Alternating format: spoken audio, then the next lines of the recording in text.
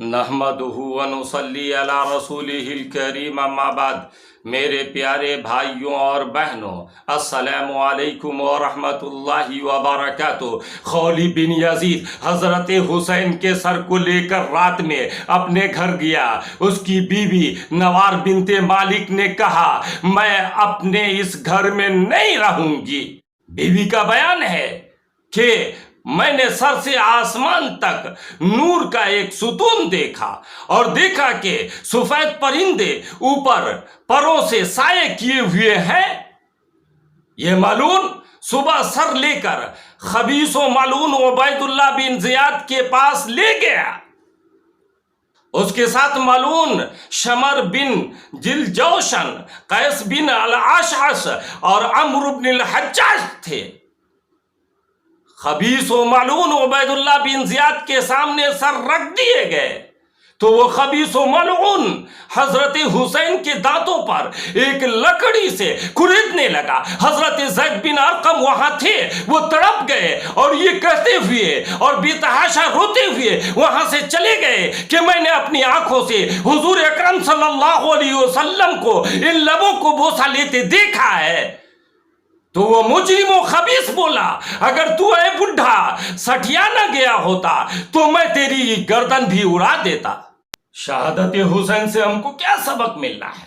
اے میرے نوجوانوں، بھائیوں اور بہنوں، ذرا سوچیں، غور و فکر کریں، ہوش کے ناخن لیں کہ ہم اپنی ذات سے اوپر اٹھ کر قوم و ملت کے بارے میں سوچیں، فکر کریں اور ایک دوسرے کو اور پوری قوم کو ایک لڑائی میں پرو دیں، کیونکہ ہم مسلمان اپنے آپ کو ہزیمت، ذلت و رسوائی، ہلاکت و بربادی سے صرف آپسی میل و محبت اور ایک دوسرے کے باہم تعاون ہی کے ذریعے بچا سکتے ہیں۔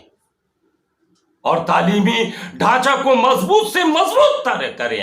اگر کوئی پڑھنے میں تیز ہے لیکن وسائل نہ ہونے کی وجہ سے تعلیم کو بیچ ہی میں چھوڑ دیتا ہے تو ہم سب کا یہ فرض منصبی ہے کہ ہم ایسے لڑکوں کی امداد کریں تاکہ وہ اپنی تعلیم مکمل کر سکیں، اور ہر پنچایت، بلاک، ضلع سطح پر تمام مسلمانوں کو جوڑیں، اس کے لیے کمیٹیاں بنائیں اور کمیٹی کے ذریعے ہم اپنے تمام دنیاوی اور دینی اور سیاسی امور طے کریں، اور اس کمیٹی کے اصول اور دستور کو مضبوطی سے تھام لے تاکہ ہمارے تمام مسائل غیر و فکر کے ذریعے طے پائیں اور کوئی بھی فرد اپنے کو اس دستور سے باہر نہ سمجھے، کیونکہ اجتماعیت محبت و الفت اور بھائی چارگی ہی سے ثابت ہو سکتی ہے۔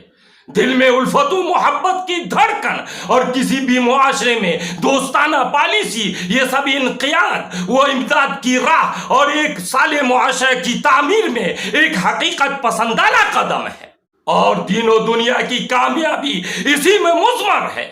میرے پیارے پیارے بھائیوں اور بہنوں اور نوجوانوں، جب مسلمان اللہ کے احکام پر عمل پیرا ہوتا ہے تو ساری خدائی طاقت اس کے ساتھ ہوتی ہے، اور جب وہ اپنے فرض منصبی سے ہٹ جاتا ہے تو اس کی حفاظت ختم کر دی جاتی ہے اور اللہ کی مدد اٹھا لی جاتی ہے۔